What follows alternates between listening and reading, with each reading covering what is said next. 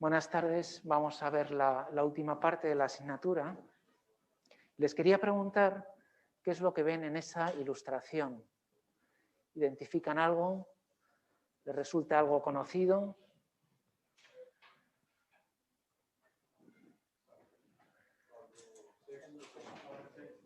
Pablo VI con Atenágoras, muy bien, alto nivel.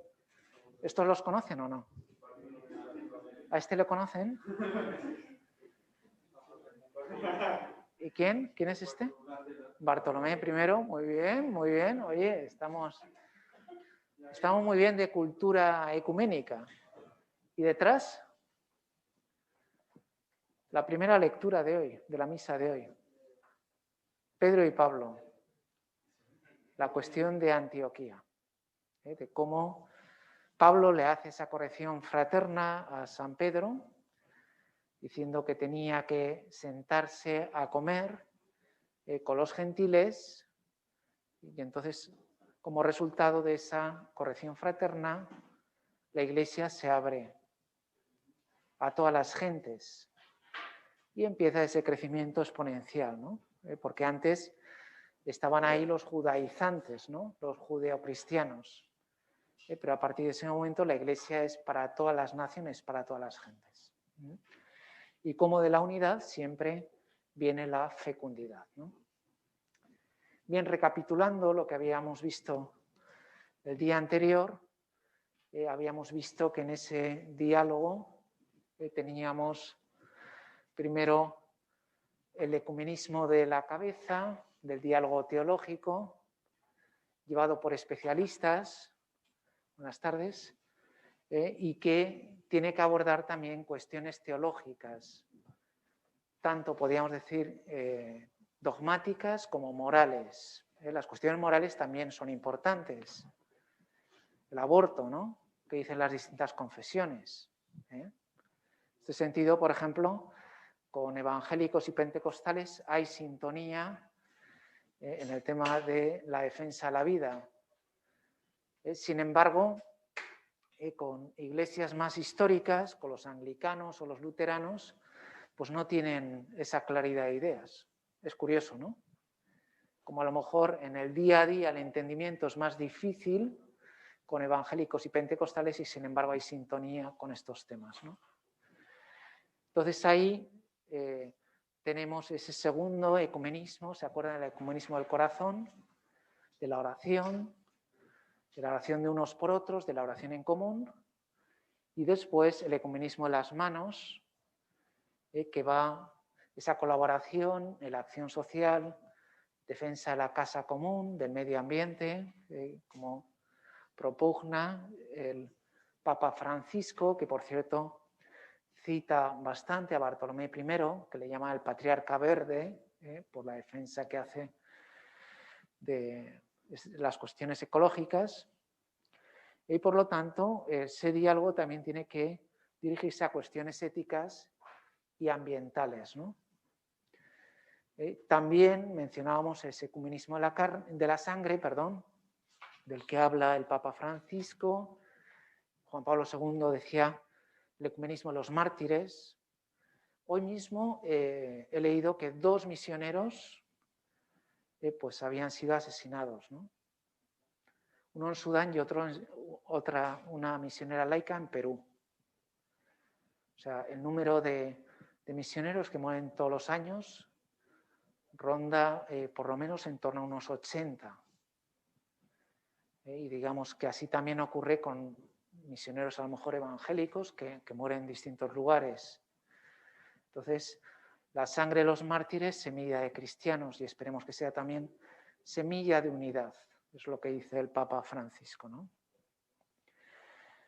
Bien, y tenemos que recordar, en último lugar, eso que hemos mencionado en varias ocasiones, cómo la misión y la evangelización está íntimamente unida a la cuestión ecuménica. Seremos más creíbles si estamos unidos. Y por lo tanto, vamos a trabajar juntos en lo que podamos, y lo que es importante es trabajar juntos sin confundir ámbitos. Aquí utilizamos una expresión que no sé si se dice en otros sitios, que es juntos pero no revueltos. Entonces, vamos a ver ahora en qué consiste estar juntos en todo lo que podamos estar, pero sin confundir, porque evidentemente estamos en una situación doctrinal y eclesiológica distinta. Entonces hay que tener cabeza teológica para decir, bueno, esto podemos hacerlo perfectamente, a lo mejor promover campañas de vacunación contra el COVID, o acoger refugiados. Pues una labor que podemos hacer conjuntamente y ya veríamos que hay otras cosas que es mejor que cada uno realice en las propias iglesias, en las respectivas iglesias. ¿De acuerdo? ¿Se entiende esta introducción recopilatoria? ¿Tiene alguna pregunta, alguna consulta, alguna objeción? Bien, pues seguimos adelante. ¿Cuáles son los retos pendientes? Pues en primer lugar la reforma institucional, ¿no? Esa reforma, la mejor reforma es la fidelidad a la propia vocación, como dice la Unitatis Reintegratio. Pero esa fidelidad no es una fidelidad estática, monolítica, cerril, es una fidelidad dinámica. O sea, la fidelidad a nuestra vocación, descendiendo al ámbito personal, es una fidelidad que tiene mucha flexibilidad. Porque a lo mejor yo cuando soy seminarista tengo una idea,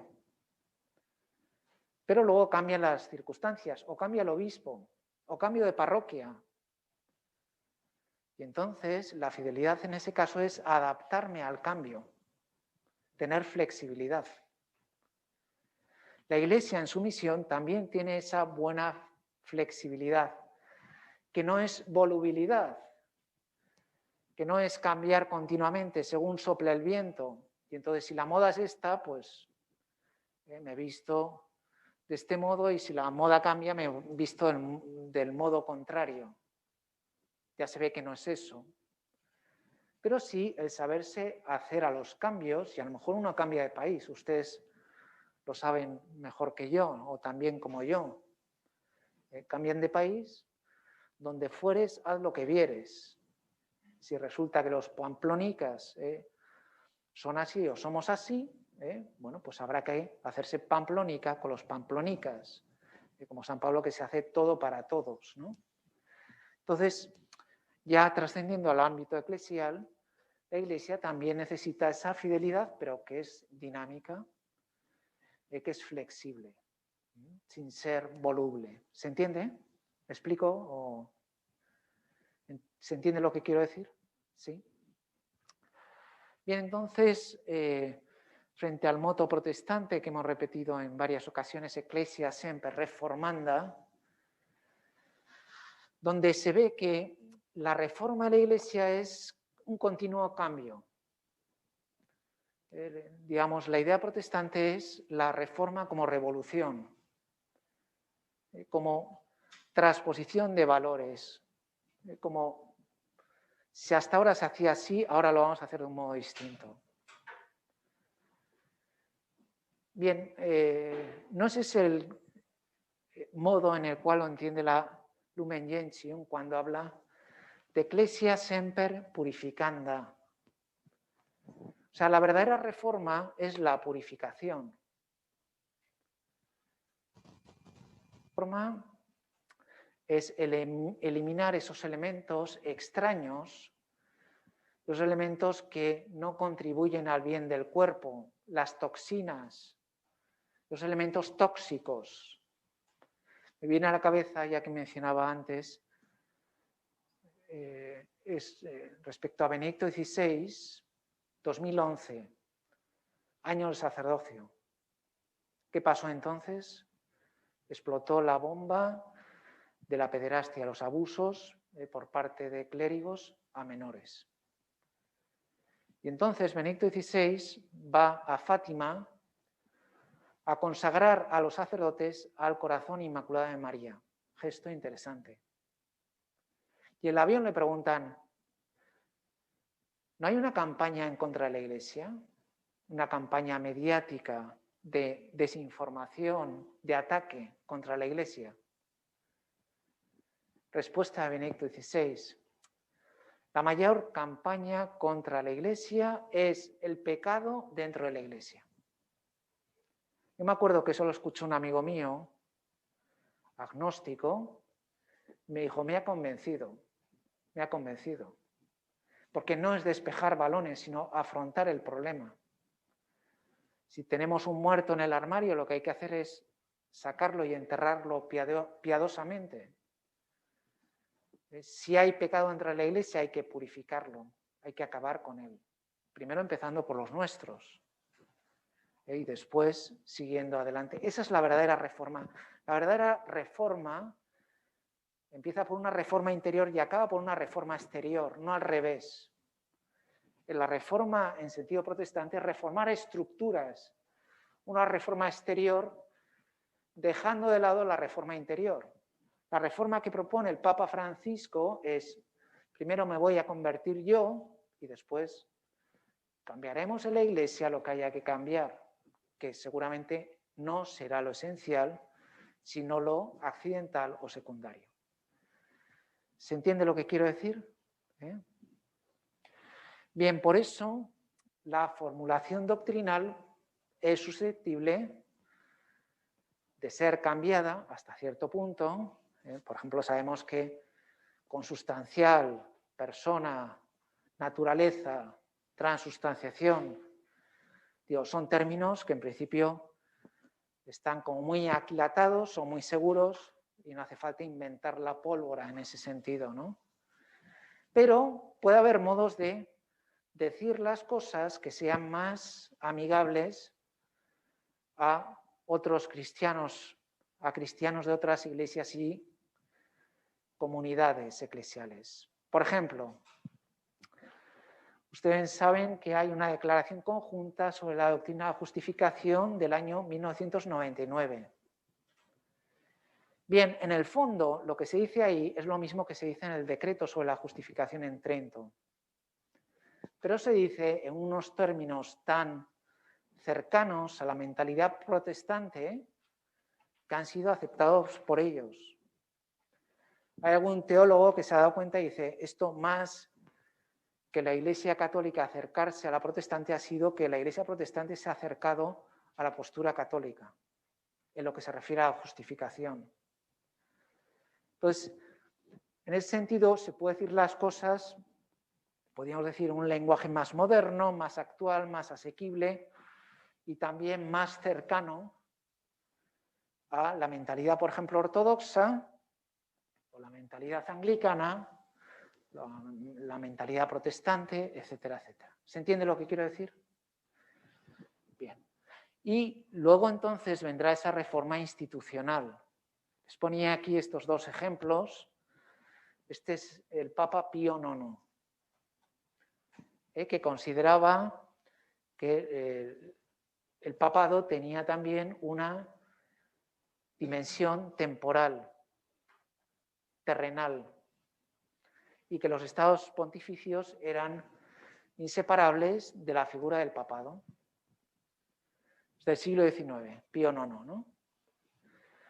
Claro, frente al modo de ejercer el primado por parte del Papa Francisco, yo creo que ha habido una reforma del modo de ejercicio del papado. ¿No les parece? ¿Están de acuerdo o no? Bueno, pues eso se refiere a la reforma institucional. Aquellos elementos externos que son elementos adheridos a lo largo de la historia, que no son esenciales, que a lo mejor proceden más de estructuras políticas, de estructuras temporales, que del mandato de Cristo. Entonces, aunque a lo mejor nosotros pensemos que, bueno, pues el Estado moderno, ¿no?, centralista, pues es un modelo político que ha funcionado durante unos siglos en Europa. Y a lo mejor eso ha influido también en el modelo del pontificado, del papado. Bien, evidentemente no es algo esencial. Es más, puede ser un obstáculo también para la unidad de la Iglesia. Por lo tanto, un Estado centralista de tipo moderno, que además ahora está en crisis en ámbito, digamos, civil o social, pues no tiene mucho sentido. Y podemos fácilmente prescindir de él. ¿Se entiende con este ejemplo lo que quiero decir? ¿Están de acuerdo? Bien, entonces, junto a esa reforma institucional tenemos la misión y el ecumenismo, la catolicidad de la misión y la sensibilidad ecuménica. Bien, cuando hablamos de catolicidad nos referimos a un sentido intensivo y extensivo, ¿no?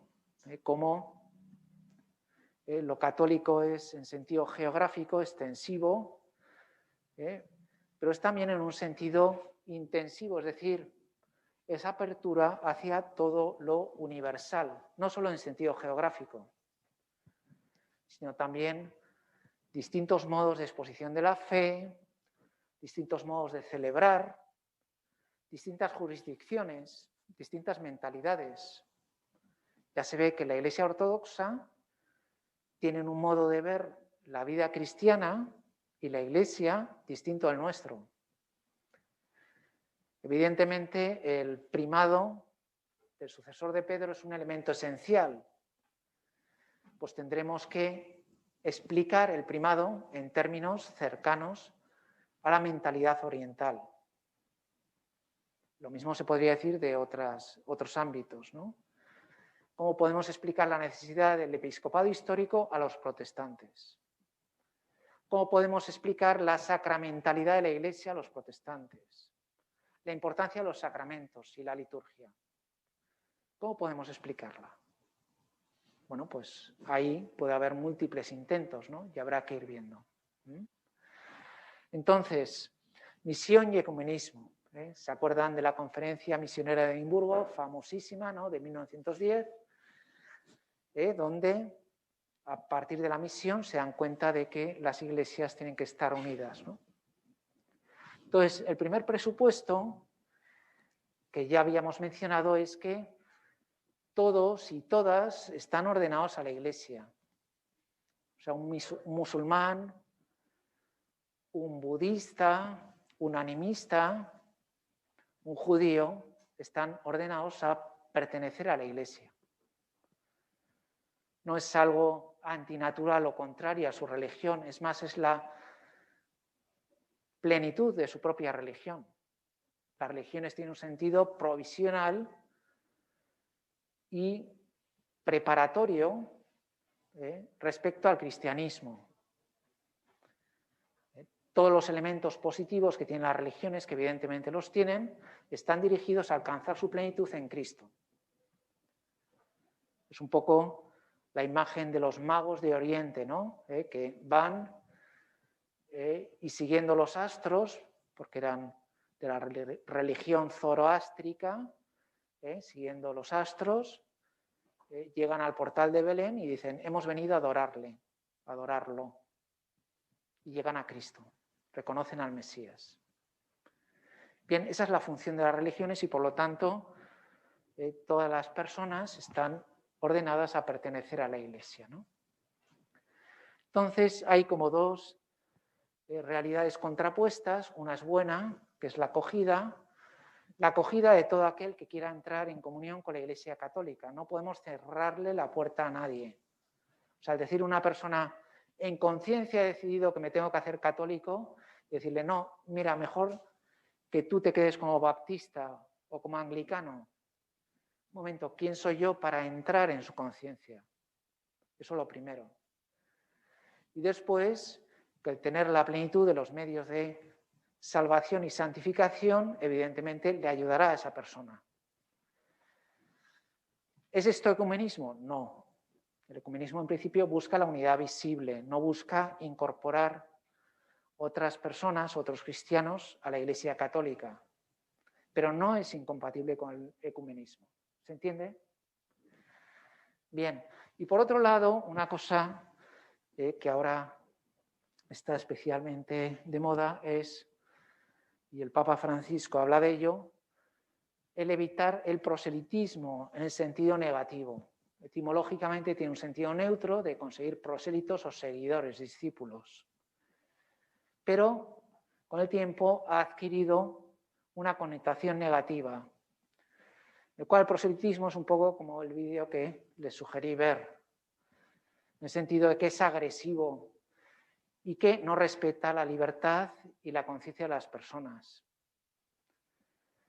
Ha habido una acusación de proselitismo contra la Iglesia Católica, por ejemplo, en territorio ruso, porque los rusos piensan, o mejor dicho, los ortodoxos rusos piensan que si eres ruso tienes que pertenecer al Patriarcado de Moscú. No puedes ser católico. No puedes pertenecer tampoco a otros patriarcados. Lo mismo pasa, por ejemplo, en Ucrania, ¿no? Hoy leía una declaración que decía: todas las iglesias ortodoxas en Ucrania tienen que pertenecer al Patriarcado de Kiev, es decir, al ucraniano. Entonces, claro, ahí hay un conflicto, lo que se llama la guerra de las iglesias, entre el Patriarcado de Moscú y el Patriarcado de Kiev, ¿no? Bien, eso evidentemente no es una actitud ecuménica, es una actitud más bien de tipo proselitista, ¿no? Hay que decir que las acusaciones de proselitismo contra la Iglesia Católica no estaban justificadas, puesto que mucha gente en conciencia pensaba que tenía que hacerse católico y el hecho de estar en un territorio u otro no es suficiente argumento para contradecir lo que le dicta a cada uno la conciencia. Se entiende un poco, ¿no? Por un lado, acogida de todo el que en conciencia quiera pertenecer a la Iglesia Católica, por otro lado, evitar el proselitismo. Y el principio que prima ahí es la libertad de las conciencias, de la conciencia de cada uno. No la libertad de conciencia como si la conciencia fuera la creadora de la norma moral y se pudiera inventar la misma realidad. Eso es otra cosa. La libertad de conciencia, en ese sentido, no está justificada, mientras la libertad de las conciencias es necesaria, porque la conciencia es ese sagrario en el cual habla Dios. Y en ese sentido, nosotros, como pastores, tenemos que respetar la libertad de las personas y apelar a la conciencia. A veces podemos ser un poco invasivos y dar la solución nosotros. ¿Qué hago con este noviazgo? ¿Qué hago con este matrimonio? ¿Qué hago con esta situación moral? ¿Qué hago con este desafío profesional?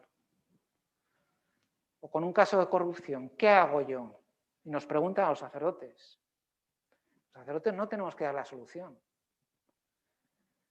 Podemos apelar a los principios, podemos dar unas lecturas.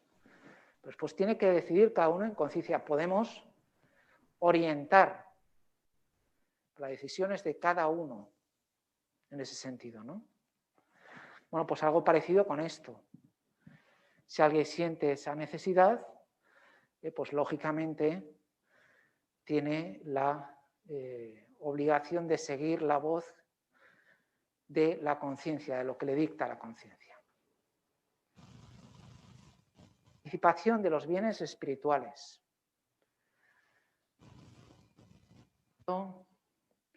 De la communicatio en spiritualibus, entre los cuales sería la oración en común. ¿Se puede rezar con protestantes? Pues sí. ¿Se puede hacer una sesión bíblica? Bueno, también, sabiendo que ellos leen la Biblia, como bien comentaba usted antes, ¿no? De un modo determinado, de una forma literal y con la Biblia aislada, ¿eh? Entonces hay que completar. Yo me acuerdo en Alemania me invitaban a la lectura de la Biblia, y yo iba ahí y efectivamente intentaba ofrecer, digamos, la lectura católica, y la verdad es que les gustaba bastante. Decían, pues eso tiene sentido. Hombre, sí tiene sentido, claro. Me la ha inspirado el mismo autor que ha escrito la Biblia, ¿no? O sea que a través de la Iglesia, lógicamente, no es que sea yo un órgano de interpretación de la Escritura, ¿no? Entonces, todo lo que sea oración en común sea bienvenido, se puede rezar por ellos, se puede rezar con ellos, se puede leer la palabra de Dios, se puede tener unas vísperas, eso también les gusta mucho, la celebración de las vísperas en común, ¿no? Y además son actos muy bonitos, típico acto ecuménico con el Papa Francisco, vísperas solemnes, ¿no? Ahí con cantos, de unos cantos increíbles, sobre todo los anglicanos. Los anglicanos tienen unos coros espectaculares, ¿no? Hombre, no como el de Bidasoa, pero casi, vamos. ¿Y qué pasa entonces con la communicatio in sacris? Se ve la diferencia entre spiritualibus y sacris, ¿se entiende? Esto se refiere a los sacramentos, esto se refiere a la oración. Oración sí, sacramentos depende. Lo que requiere la communicatio in sacris, vamos a concretar más, son los sacramentos de la penitencia, unción y Eucaristía. Sacramentos en la Iglesia Católica y nosotros en la de ellos, pues depende. La condición es una previa comunión en la fe, es decir, que creamos lo mismo y confesemos la misma fe. Y en concreto, digamos que un test, la prueba del algodón, es la fe sobre la Eucaristía. ¿Tú qué crees que hay aquí? ¿Solo un símbolo o Cristo está realmente? ¿Es esto Eucaristía 100%? Sí, entonces tienes la fe católica. Por lo tanto, vamos a ver qué hay que hacer contigo. Sin embargo, si se atiene a una interpretación solamente simbólica, habrá que decir, bueno, pues tenemos que seguir hablando. ¿Se entiende, no? Entonces, aquí no se ve muy bien, pero esto es verde y esto es rojo, como el semáforo. Lo verde está permitido, lo rojo está prohibido, salvo determinadas circunstancias que veremos enseguida. Católicos orientales son católicos, por lo tanto, ningún problema. Si ustedes van a un lugar donde solo hay católicos orientales, o cualquier persona que conozcan, ¿puedo confesarme con un sacerdote católico oriental? Por supuesto. ¿Puedo ir a la Divina Liturgia que dura 3 horas y comulgar? Por supuesto, con las debidas disposiciones. O si me encuentro mal, ¿puedo recibirla? Sí. ¿Unción de enfermos? Sí. ¿Vale? Con los ortodoxos, resulta que no hay ningún sacerdote católico en muchos kilómetros a la redonda, porque he tenido que ir a una base militar de misiles en medio de Siberia.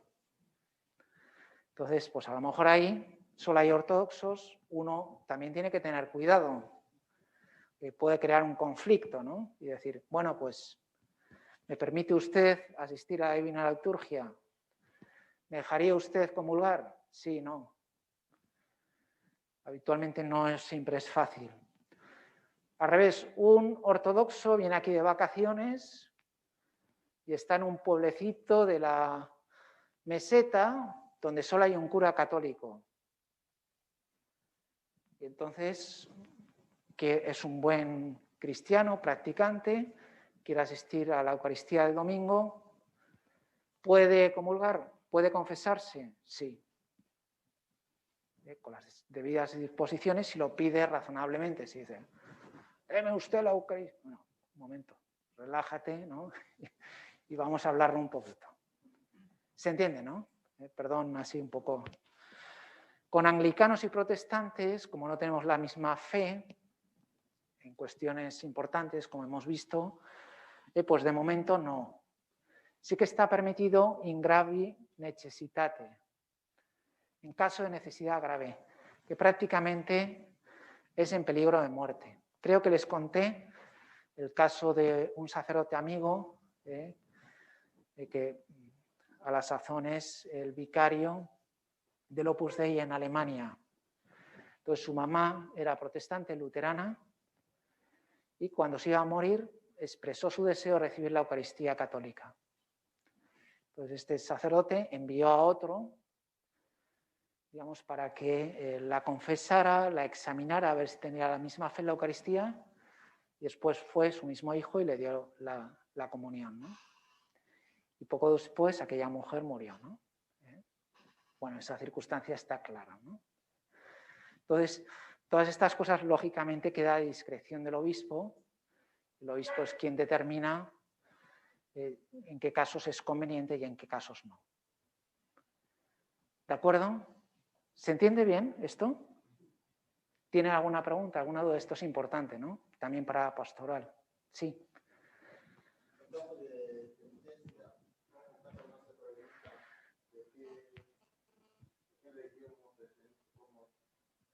En caso de penitencia,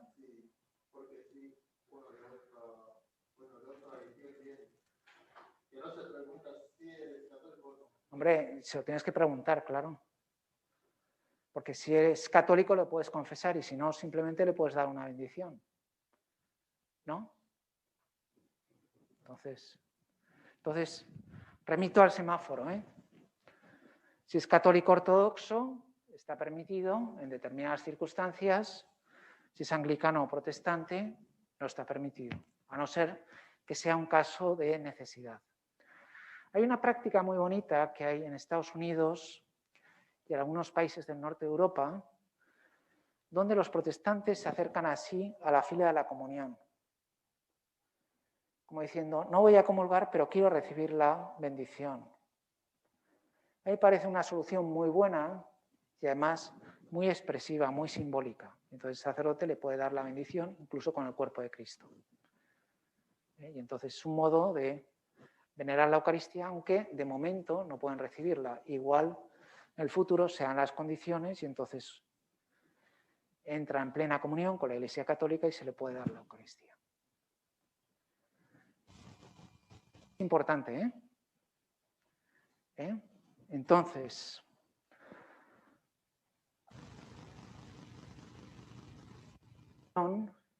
supongo que se entiende, intercomunión, hay que decir, bueno, intercomunión en sentido estricto solo hay con ortodoxos, porque aquí hay Eucaristía y aquí hay Eucaristía. Sin embargo, con anglicanos y protestantes no es intercomunión, porque aquí hay Eucaristía y aquí está lo que se consagra en la cena, que no es Eucaristía de modo pleno. ¿Se entiende?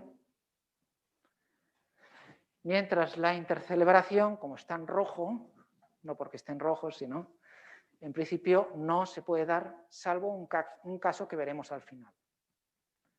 O sea, uno no puede concelebrar con un ortodoxo. Lo que sí he visto es concelebrar con un católico oriental, porque pertenecemos a la misma iglesia. Y mucho menos con un luterano. Yo he asistido a cenas luteranas y para evitar equívocos asistía desde donde está la asamblea, los fieles.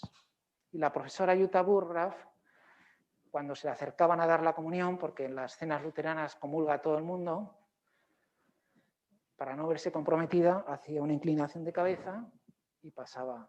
O sea que en principio uno no puede comulgar la cena protestante, eso está claro, pero sí puede hacer un acto a lo mejor de respeto, de veneración, ¿no? Porque yo insisto, yo estoy convencido que ahí no hay simple pan, hay algo más. Hay un modo de presencia que no es el de la Eucaristía, pero que merece por lo menos nuestro respeto. ¿No les parece? ¿Estamos de acuerdo? Vale. Entonces, respecto a la formulación de la fe, la expresión de la fe, tiene que ser con pureza y con plenitud.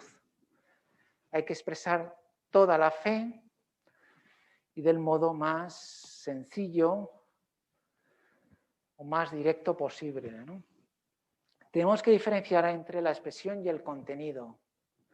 El contenido tiene que ser el mismo porque es lo que Cristo ha confiado a su iglesia, mientras la expresión pues, puede cambiar siempre y cuando no traicione el contenido, eso está claro. Esto estamos de acuerdo, ¿no? Luego el principio de integridad.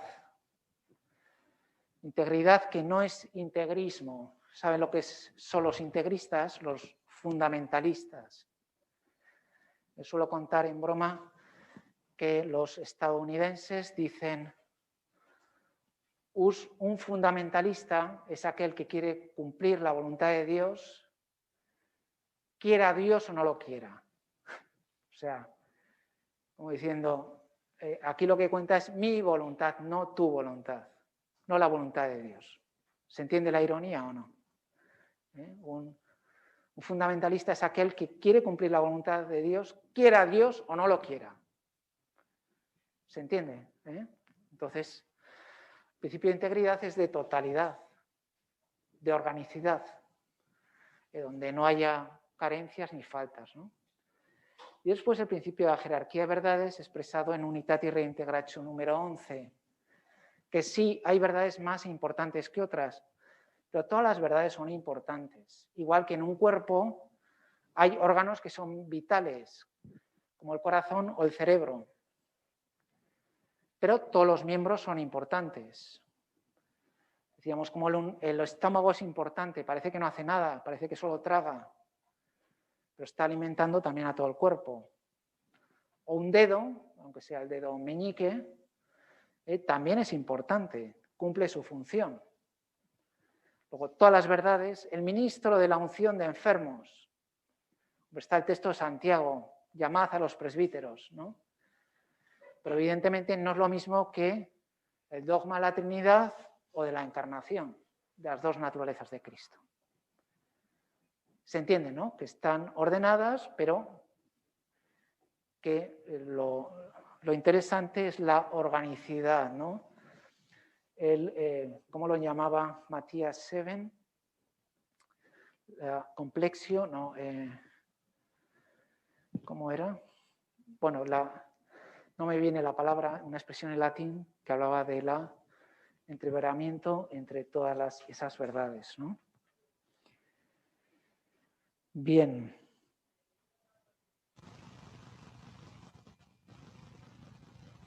Matrimonios mixtos. Pues en principio es mejor que los católicos se casen con católicas, ¿no? También por la formación de los hijos, ¿no? Entonces, en algunos casos se puede permitir, pero asegurando la educación cristiana de los hijos. Esto lo sabe muy bien, por ejemplo, en Estados Unidos, ¿no? Cuando se casan con un protestante, con una protestante, enseguida se asegura la educación cristiana católica de los hijos. En una celebración, pregunta, ¿puede venir un ministro protestante a una boda católica? Y a lo mejor hacer una lectura o dar una bendición. No puede dar una bendición. Una voz de ultratumba nos dice que puede dar una bendición, ¿no? No puede. No puede. Pues no hay, aparte de que ellos no dan bendiciones, los protestantes habitualmente, pero sí puede asistir y dar algún tipo de, hacer alguna oración de petición, ¿no? En principio, eso sí que está permitido. Igual que un católico puede participar en una celebración protestante.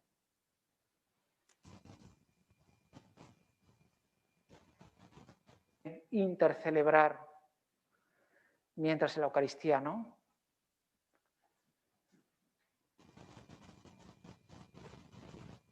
¿Quiénes son? Los esposos. Ahí simplemente son testigos autorizados. ¿Se entiende, no? Y en ese sentido es interesante que si es una boda, a lo mejor con una protestante, hombre, mejor que sea fuera de la Eucaristía, ¿no? Porque si no, tenemos ahí un problema más.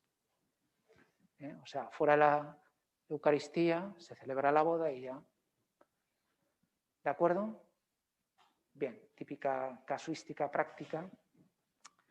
Y luego lo que hemos mencionado del primado romano, ¿no? Del modo del ejercicio, del primado del sucesor de Pedro, que sea también del modo más amigable. Lógicamente aquí es el tema de conversación con los protestantes, está el documento Ravenna de 2007 y los años sucesivos, donde se propone al sucesor de Pedro como el obispo de Roma como el protos, como el primus, pero no simplemente como un primus inter pares, con un primado simplemente de honor y no de jurisdicción.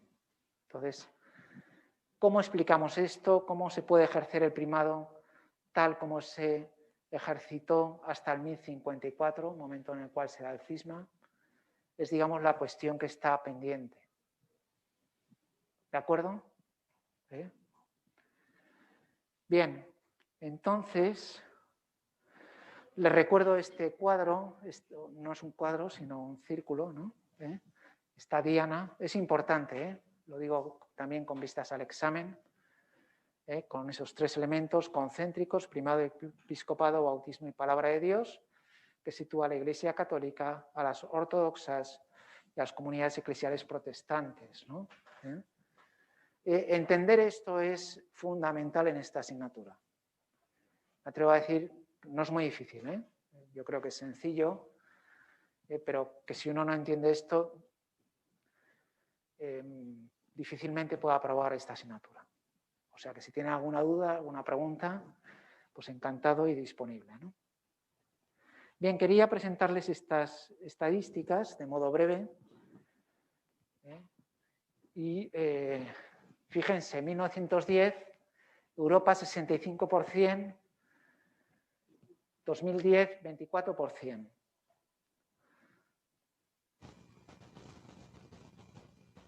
%. Ahora creo que ha llegado un 51%.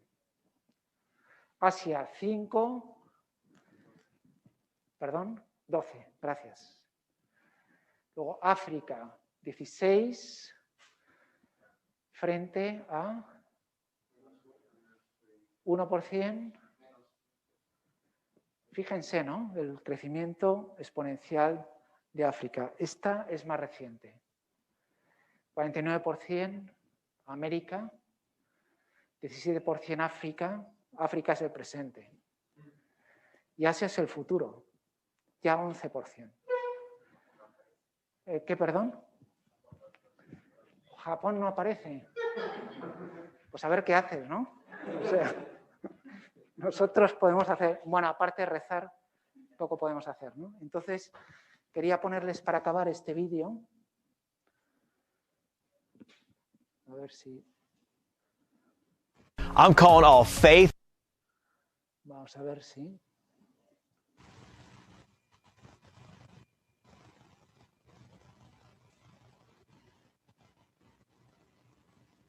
Based entrepreneurs to rise up, Christian entrepreneurs to rise up. The 10 countries with the most Catholics account for more than half of the world's Catholics.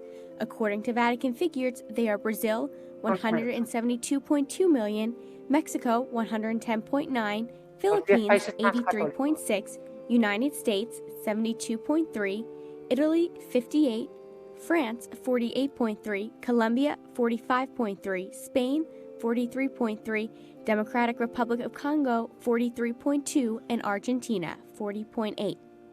According to global data, the number of Catholics worldwide increased from 1.272 million in 2014 to 1.285 million in 2015. Of every 100 baptized, 49 are from America, 22.2 from Europe, 17.3 from Africa, 11 from Asia, and 0.8 from Oceania.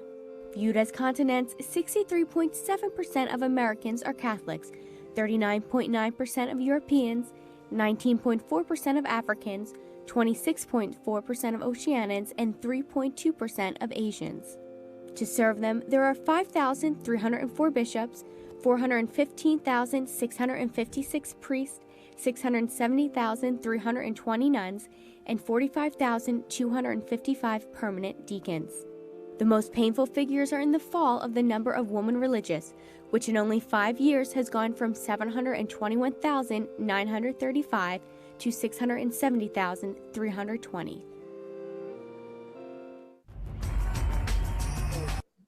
pues esto era lo que quería presentarles. Y nada, no sé si...